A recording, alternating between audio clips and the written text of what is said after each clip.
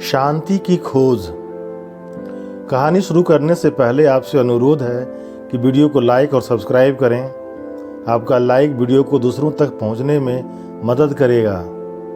कहानी इस प्रकार है कि चीन के सम्राट ने बोधि धर्म से पूछा, मेरा चित्त अशांत है, बेचैन है, मेरे भीतर निरंतर अशांति मची रहती है, मुझे थोड़ी शांति दें या मुझे कोई गुप्त मंत्र बताएं कि कैसे मैं आंतरिक मौन को उपलब्ध हो सकूं। बोधि धर्म ने सम्राट से कहा, आप सुबह ब्रह्म मुहूर्त में यहां आ जाएं, 4 बजे सुबह आ जाएं। जब यहां कोई भी न हो, जब मैं यहां अपने झोपड़े में अकेले हूं, तब आ जाएं। और याद रहे, अपने अशांत चित्त को अपने साथ ले आएं, उसे घर पर ही न छोड़ आएं। सम्राट घबरा गया। उसने सोचा कि यह आदमी पागल लगता है। यह कहता है अपने अशांत चित्त को साथ ले आना, उसे घर पर मत छोड़ आना, अन्यथा मैं शांत किसे करूंगा।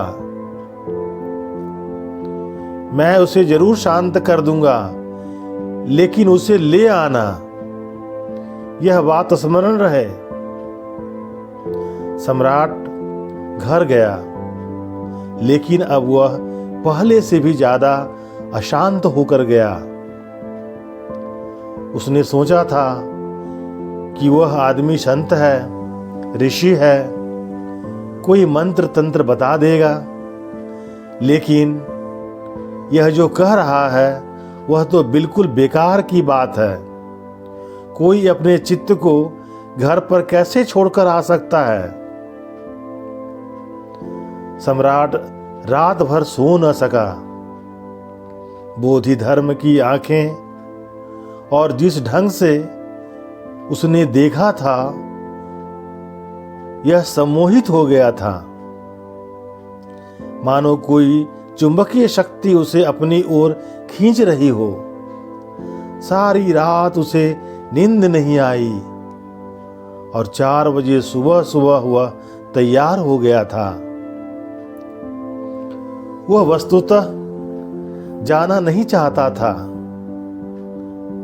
क्योंकि यह आदमी पागल मालूम पड़ता था और इतने सवेरे जाना, अंधेरे में जाना, जब वहां कोई न होगा, खतरनाक था। यह आदमी कुछ भी कर सकता है, लेकिन फिर भी वह गया, क्योंकि वह बहुत ही प्रभावित भी था। और बोधि धर्म ने पहली चीज क्या पूछी? वह अपने झोपड़े में डंडा लिए बैठा था। उसने कहा, अच्छा तो आ गए। तुम्हारा अशांत मन कहाँ है? उसे साथ लाए हो ना?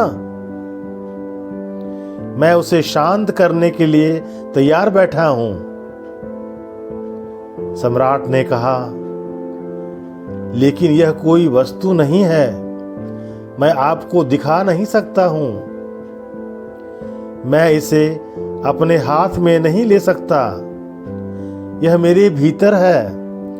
बोधि धर्म ने कहा, बहुत अच्छा, अपनी आंखें बंद करो और खोजने की चेष्टा करो कि चित्त कहाँ है। और जैसे ही तुम उसे पकड़ लो, आंखें खोलना और मुझे बताना, मैं उसे शांत कर दूंगा। उस एकांत में और उस पागल आदमी के साथ सम्राट ने आंखें बंद कर ली। उसने चेष्टा की, बहुत चेष्टा की, और वह बहुत भयभीत भी था, क्योंकि बोधि धर्म अपना डंडा लिए बैठा था। किसी भी क्षण चोट कर सकता था। सम्राट भीतर खोजने की कोशिश कर रहा था। उसने सब जगह खोजा, प्राणों के कोने कातर में झांका, खूब खोजा कि कहाँ है वह मन जो कि इतना अशांत है। और जितना ही उसने देखा उतना ही उसे बोध हुआ कि अशांति तो विलीन हो गई। उसने जितना ही खोजा उतना ही मन नहीं था, छाया की तरह मन खो गया। 2 घंटे गुजर गए और उसे इसका पता भी नहीं था कि क्या हो रहा है। उसका चेहरा शांत हो गया, वह बुद्ध की प्रतिमा जैसा हो गया। और जब सूर्योदय होने लगा तो बोधि धर्म ने कहा, अब आंखें खोलो, इतना पर्याप्त है, 2 घंटे पर्याप्त से ज्यादा है।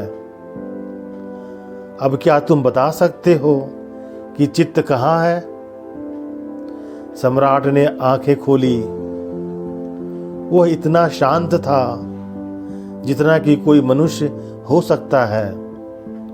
उसने बोधि धर्म के चरणों पर अपना सिर रख दिया और कहा, आपने उसे शांत कर दिया। सम्राट ने अपनी आत्मकथा में लिखा है, वह व्यक्ति अद्भुत है, चमत्कारी है। उसने कुछ किए बिना ही मेरे मन को शांत कर दिया और मुझे भी कुछ न करना पड़ा। सिर्फ मैं अपने भीतर गया और मैंने यह खोजने की कोशिश की कि मन कहाँ है। निश्चित ही बोधि धर्म ने सही कहा था कि पहले उसे खोजो कि वह कहाँ है, और उसे खोजने की प्रयत्न ही काफी था और वह कहीं नहीं पाया गया। ओशो।